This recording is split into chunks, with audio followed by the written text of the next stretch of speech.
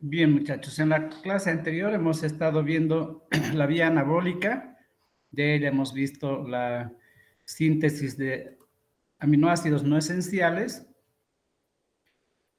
Hemos observado gráficamente de que varios aminoácidos pueden ingresar al ciclo a partir de intermediarios, salir del ciclo a partir de intermediarios como el oxalacetato, alfa-acetolutarato, el piruvato más arriba, el succinato, para constituir los casi 10 aminoácidos no esenciales.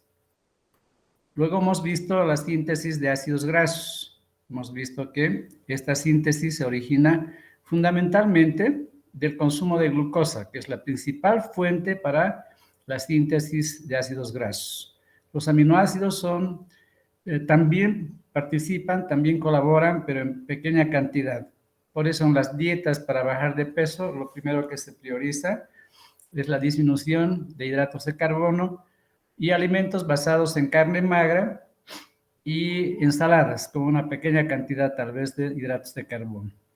La vía, como la ven acá, es a través del piruvato, que se convierte en acetilcoenzima dentro de la mitocondria, se condensa con el oxalacetato, se convierte en citrato, y la enzima que convierte acá abajo el isocitrato en alfa-acetolutarato está inhibida por el exceso de energía.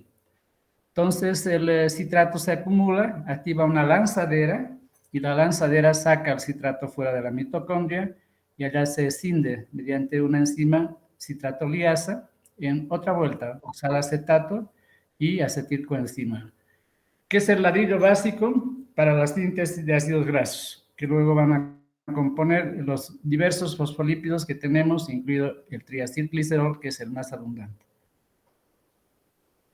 Luego nos falta la gluconeogénesis, el tercer proceso anabólico. Vamos a definir qué es la síntesis de glucosa a partir de sustancias diferentes a hidratos de carbono. La importancia es enorme porque no solamente en épocas de carestía de alimentos se hace obvia la importancia de la gluconeogénesis, sino porque normalmente en condiciones de ejercicio intenso, cuando las reservas de glucógeno se han acabado, tanto del glucógeno muscular como del glucógeno hepático, entonces se debe buscar una fuente de hidratos de carbono porque hay tejidos, hay órganos de que solamente pueden consumir hidratos de carbono. Entonces, esa es la importancia que tiene la gluconeogénesis.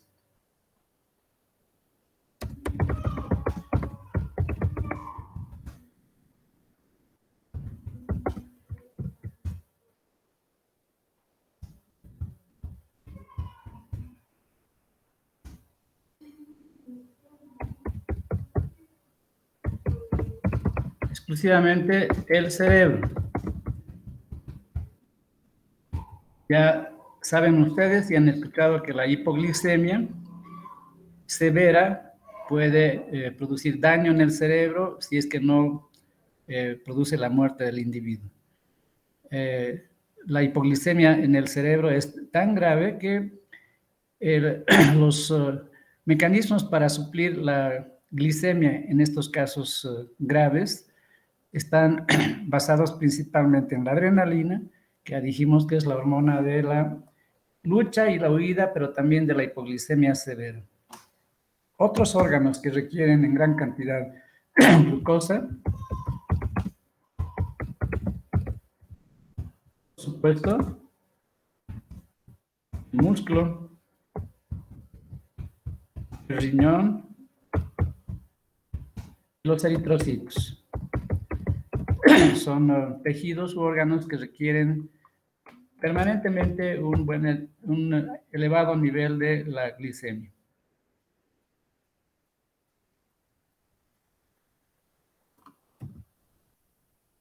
Esto vamos a poner acá.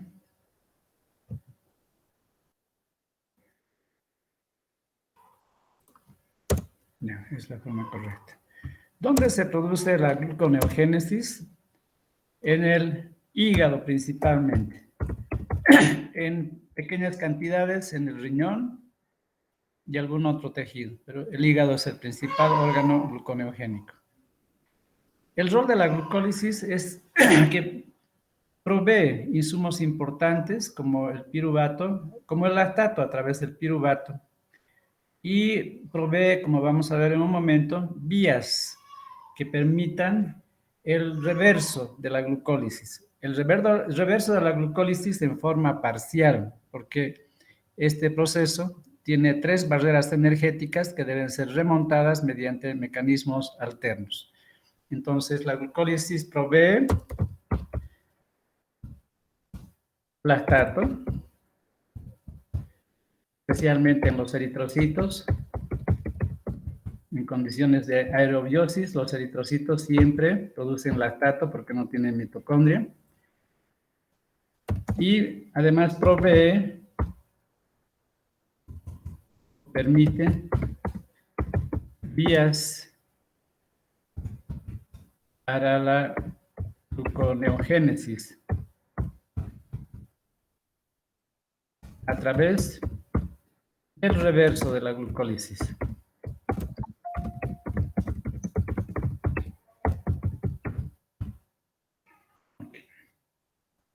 El rol del ciclo de Krebs es parcial. El rol del ciclo de Krebs se limita a proporcionar un mecanismo de rodeo para sortear la primera barrera energética, como vamos a ver en un momento. Entonces, básicamente, ese es el rol. Es un mecanismo alterno que le permite al ciclo de Krebs remontar esa barrera que les he mencionado.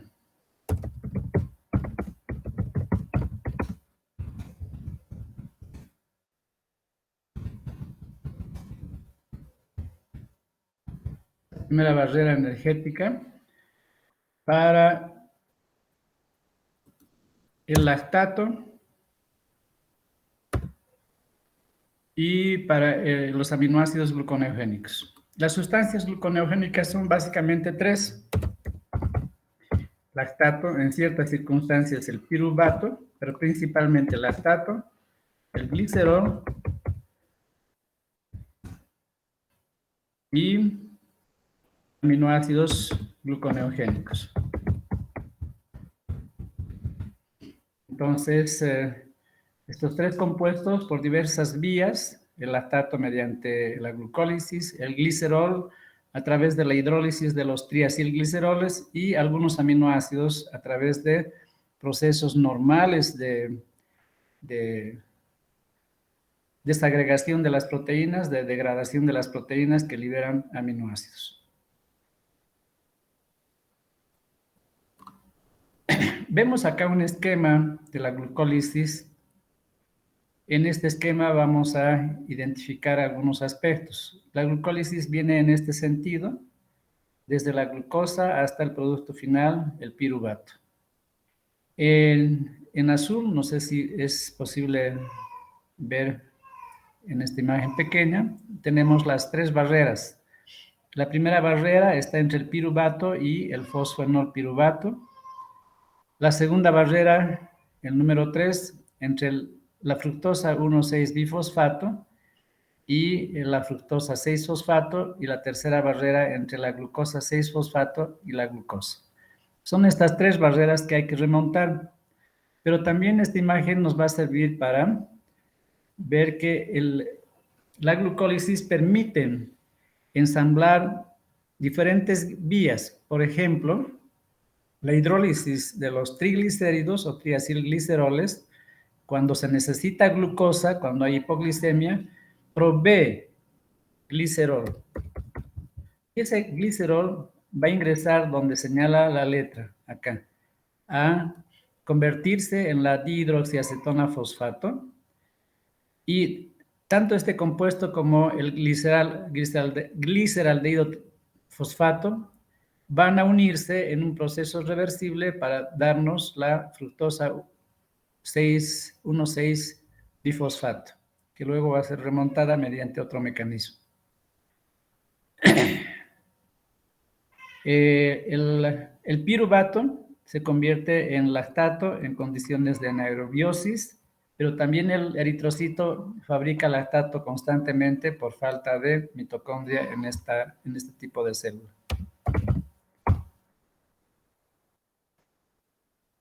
Bien, eso es lo que quería mostrarles en esta imagen. Y veremos ahora cómo sucede la gluconeogénesis a partir del lactato. Vía anabólica, gluconeogénesis a partir del lactato. En la glucólisis tenemos la primera barrera energética en el último paso, que es la conversión del fosfonolpiruvato en piruvato, paso irreversible. Este piruvato, cuando hay necesidad de glucosa porque hay hipoglicemia, ingresará a la mitocondria para convertirse en oxalacetato. El oxalacetato va a convertirse en malato, o sea, va a haber un proceso inverso, porque en la vía normal el malato se convierte en oxalacetato, produciendo una molécula de NADH. Acá, esa molécula de NADH, la coenzima reducida, va a permitir que el oxalacetato se convierta en malato. El malato sale de la mitocondria, tenemos aquí la representación, y mediante una enzima que es la fosfonolpiruvato carboxicinasa, se convierte en oxalacetato, lo mismo que acá. Y el oxalacetato, recién mediante la fosfonolpiruvato carboxicinasa, se convierte en el fosfonolpiruvato. Ahora es posible el reverso de la glucólisis hasta la fructosa 1,6-difosfato, cuando en el paso previo el gliceraldehído 3-fosfato se une a la dihidroxiacetona fosfato para producir este compuesto. Después hay dos enzimas acá que veremos en un momento. Estamos señalando acá, porque tiene un interés posterior, que el NADH, el NAD oxidado, va a permitir que el malato se convierta en oxalacetato. Eso es importante tenerlo en cuenta para ver por qué en condiciones de consumo excesivo de alcohol la gluconeogénesis puede estar bloqueada, poniendo en peligro a la persona, en grave peligro a la persona por una probable hipoglicemia en la persona que está bebiendo en exceso y no come. La otra vía es a partir del glicerol. Aquí apareció el glicerol, aquí arriba a la derecha, proveniente de los triglicéridos, que va a convertirse en dihidroxiacetona fosfato, pero también acá en este paso se utiliza necesariamente NAD oxidado. Es un paso limitante en el cual debe existir esta molécula oxidada para permitir que se convierta el glicerol en la dihidroxiacetona fosfato. Por supuesto, produciendo NADH acá y NADH acá, pero eso no importa en este momento. Dejamos esto para más un rato, para recordar de que hay necesidad en la gluconeogénesis, tanto para la vía del lactato, de los aminoácidos, como la vía del glicerol. O sea, las tres vías utilizan el NAD oxidado en estos dos puntos.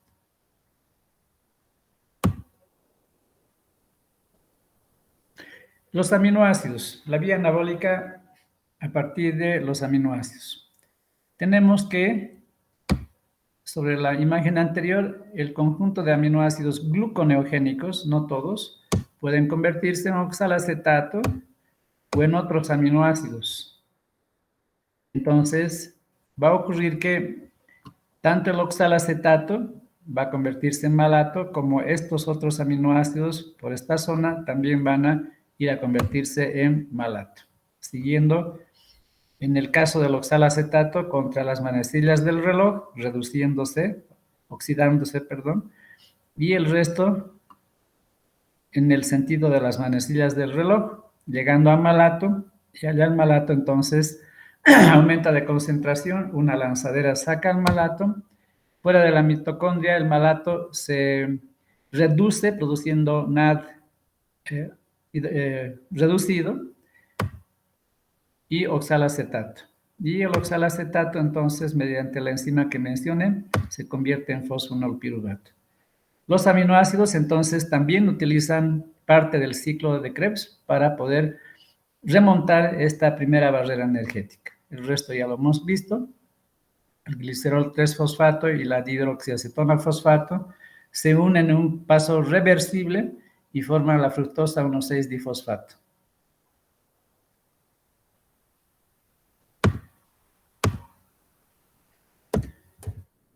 ¿Cómo se remontan estas dos barreras?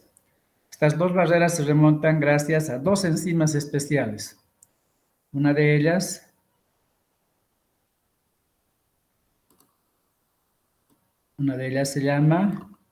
lleva el nombre de la fructosa 1,6-difosfato como fructosa 1,6-difosfatasa.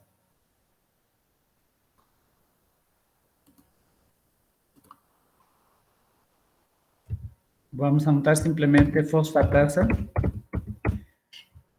cuyo nombre fosfatasa indica que se desfosforila alguna sustancia. En este caso se va a desfosforilar el carbono 1 de la fructosa 1,6-difosfatasa. Vamos a aumentar un poquito el grosor de esto. Okay. Entonces, la fosfatasa va a retirar el grupo fosfórico del carbono 1 y vamos a estar ahora en presencia de la fructosa 6-fosfato.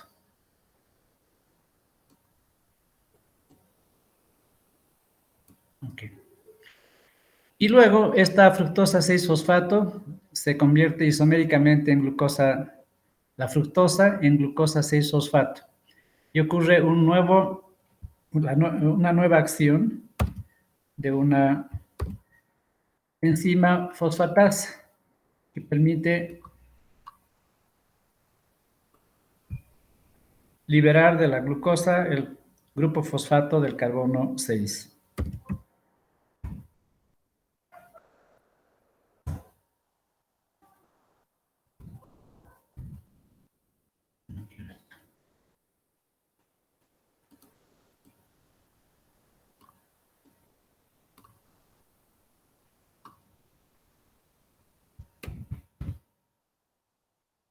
Entonces acá tenemos una segunda fosfatasa que va a producir el mismo efecto.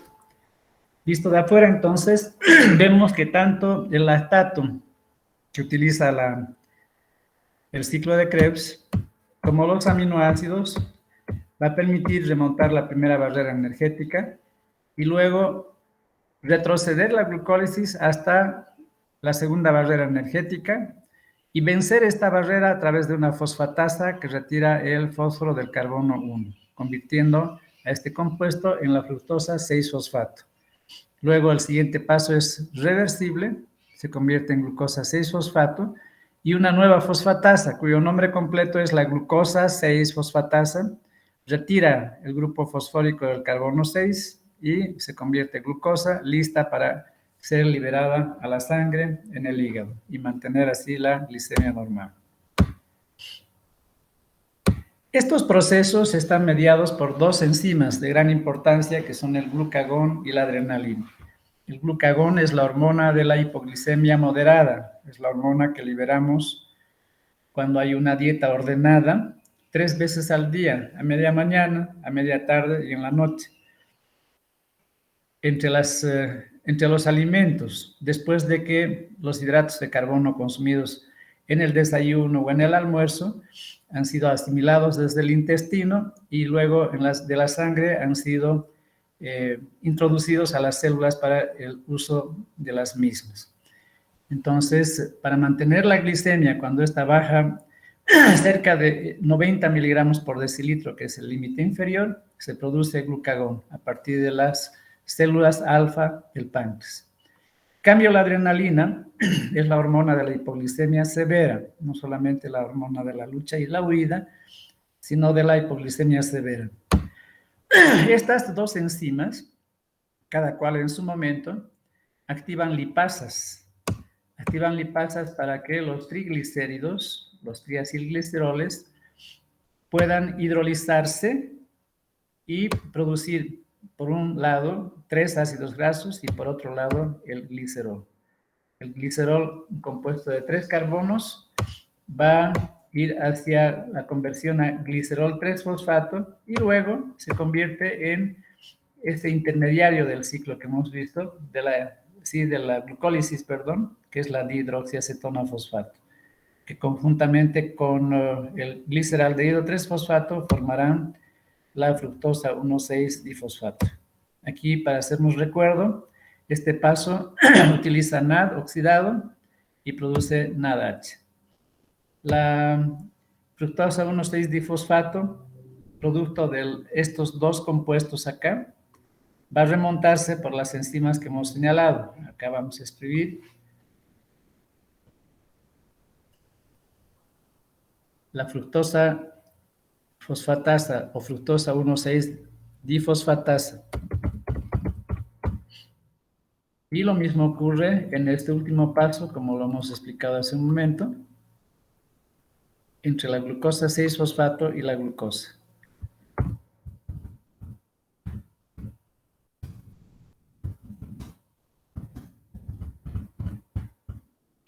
No todo el nombre completo porque esta enzima está relacionada a problemas de almacenamiento de glucógeno que en algún momento vamos a ver.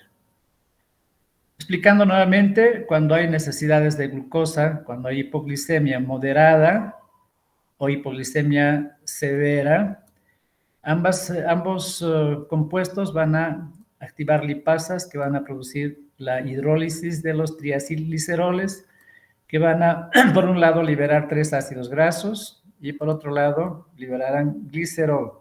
Este glicerol se convierte en glicerol 3-fosfato, se fosforila y luego se oxida hasta la dihidroxiacetona fosfato, utilizando un NAD oxidado y produciendo un NAD reducido. Muy bien, hemos visto hasta acá entonces las 3 vías gluconeogénicas a partir del lactato, a partir de aminoácidos gluconeogénicos y a partir del glicerol. En esta imagen ustedes pueden observar una forma diferente de presentar este fenómeno. Podemos agrandar un poco. Aquí a la derecha en morado, aminoácidos ingresan al ciclo, alanina y otros ingresan al ciclo y el lactato. Se convierten en piruvato, el piruvato mediante la piruvato carboxilasa se convierte en oxalacetato y el oxalacetato luego se oxida a malato y el malato sale de la mitocondria, nuevamente se convierte en oxalacetato y por último en fosfonolpiruvato. Hemos remontado la primera barrera energética y luego siguen las otras, ya no las voy a mencionar para no cargarlos con tanta información acá. Un dato importante en relación a la hipoglicemia y el consumo excesivo de alcohol.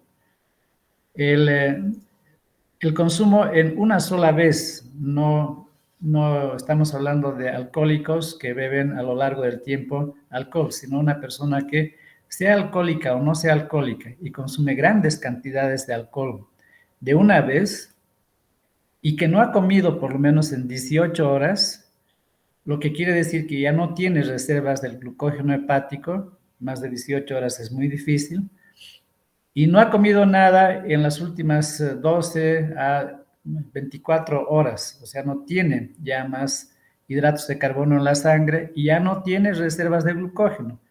En esos casos, entonces, es probable que esta persona tenga hipoglicemia severa. ¿Por qué razón? Vamos a recordar que el etanol se metaboliza mediante el alcohol deshidrogenasa a acetaldehído y que el acetaldehído mediante el aldehído deshidrogenasa se convierte en acetato. Estas dos enzimas son enzimas oxidorreductasas que trabajan con NAD.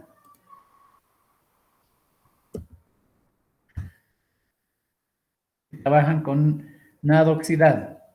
Entonces, el NAD oxidado acá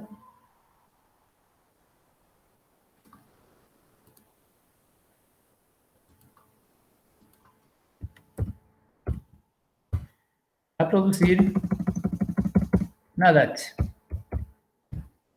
Lo que importa acá es comprender de que en este paso se está utilizando NAD oxidado. Y lo propio pasa acá en este paso. Vamos a eliminar esto.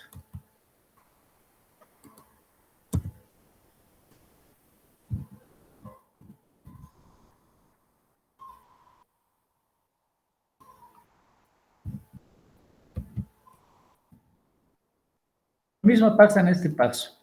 La conversión de la acetaldehído mediante la óxido reductasa aldehído deshidrogenasa también utiliza NAD oxidado y produce NADH.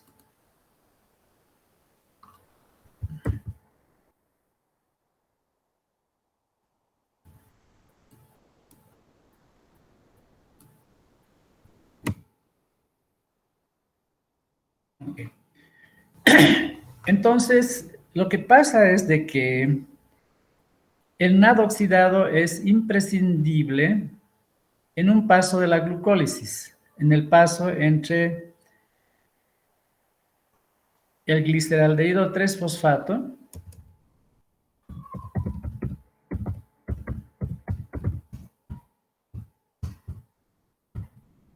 y el 1,3-difosfoglicerato.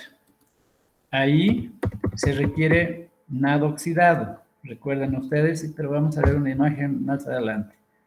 Se requiere NAD oxidado. Este paso de la glucólisis no puede llevarse adelante si no tenemos NAD oxidado. Si no tenemos NAD oxidado, porque el alcohol se lo está consumiendo todo, entonces vamos a tener un problema que no tenemos lactato, no va a haber glucólisis y no va a haber lactato para que pueda convertirse en glucosa. Entonces, nos fijamos acá, es necesario el NAD oxidado para que se produzca piruvato y el piruvato se convierta en lactato. Pero si observamos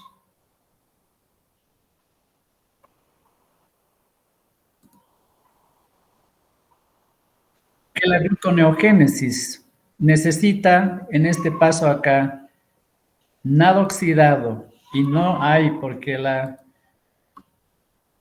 el metabolismo del etanol lo está utilizando, estamos en problemas. En la conversión del glicerol, ¿dónde tenemos glicerol acá?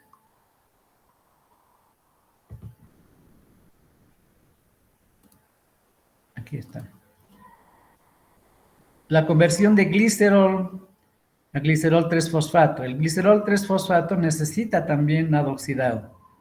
Por lo tanto, esta segunda vía también está impedida por la falta de NAD oxidado debido a que el metabolismo del etanol está consumiendo todo.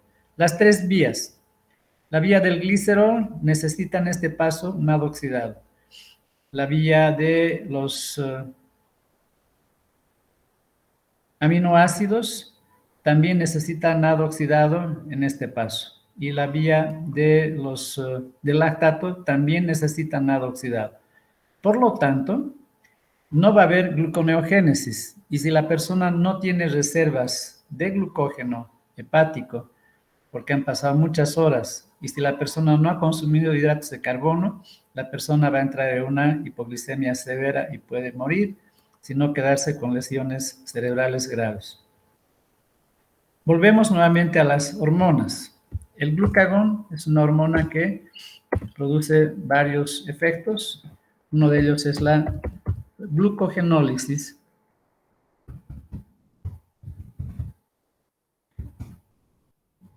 El segundo efecto es el de la gluconeogénesis. Y el tercero es la lipólisis.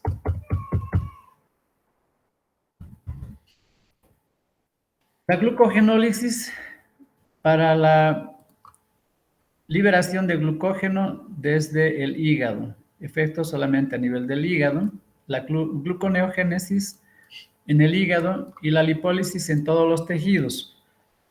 ¿Por qué lipólisis?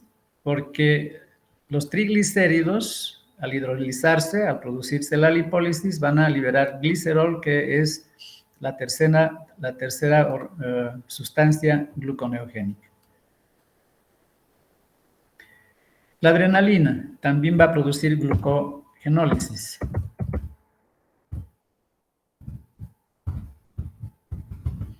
Pero solamente a nivel muscular.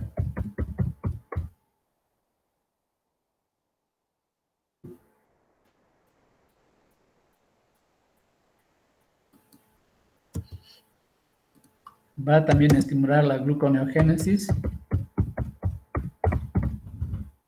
y la lipólisis. En el músculo y en el hígado. Entonces, a diferencia del glucagón, que produce glucogenólisis hepática exclusivamente, quise decir eso, la adrenalina produce glucogenólisis en el músculo y en el hígado. Y el cortisol, hormona esteroidea, producida por la corteza suprarrenal,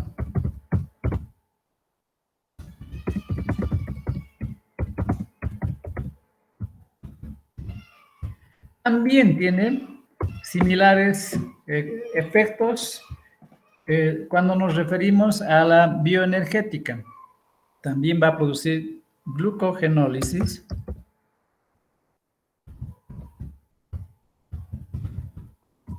hepática, acá.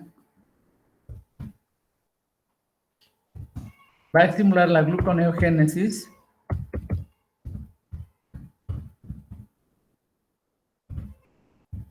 y la lipólisis. Vamos a referirnos a este proceso de glucogenólisis en el último paso de nuestra clase, a que en la diabetes tipo 2, hay dos tipos de diabetes, la diabetes de tipo 1, que es juvenil, insulino dependiente, que generalmente se produce en jovencitos y que se debe a muerte de las células beta del páncreas por un proceso autoinmune. En cambio, la de tipo 2, que es la diabetes del adulto, esta diabetes de tipo 2 está relacionada al estrés. Cuando hay más estrés, se estimulan las hormonas que hemos mencionado.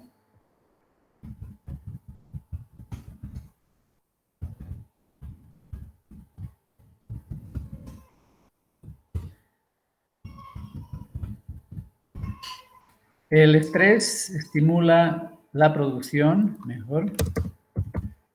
adrenalina. La adrenalina es la hormona del estrés.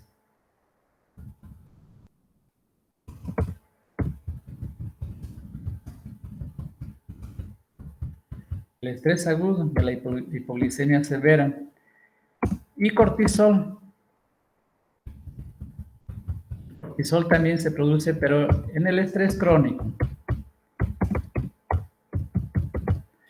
Entonces, estas dos hormonas, cuando se producen indebidamente en situaciones en las que no vale la pena la producción de adrenalina, y casi siempre en situaciones en las que no vale la pena producir cortisol en exceso porque no vale la pena estar estresados crónicamente, por ningún motivo, van a estimular estas hormonas la producción de glucosa a nivel del hígado por gluconeogénesis, van a liberar lípidos para proporcionar insumos para la gluconeogénesis y al mismo tiempo vamos a tener que se produce la liberación de, a partir del glucógeno hepático, la liberación de más glucosa. Entonces estamos viendo cómo en la diabetes de tipo 2 el estrés es completamente nocivo. Y para terminar, mencionar uno de los fármacos más importantes. El primero que se prescribe cuando uno empieza a tratar a un diabético de tipo 2, se llama metformina. La metformina tiene como principal efecto inhibir la síntesis hepática de glucosa, o sea, en palabras que hemos visto hoy día, inhibir la gluconeogénesis.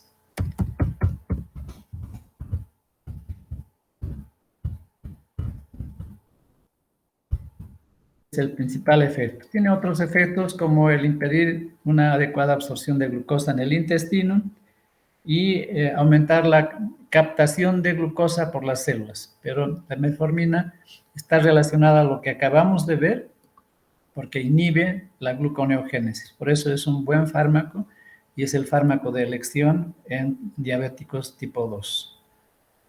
Muy bien, muchachos, eso es todo el tema. El siguiente lunes vamos a continuar con cadena de transporte de electrones. Hasta luego, chicos.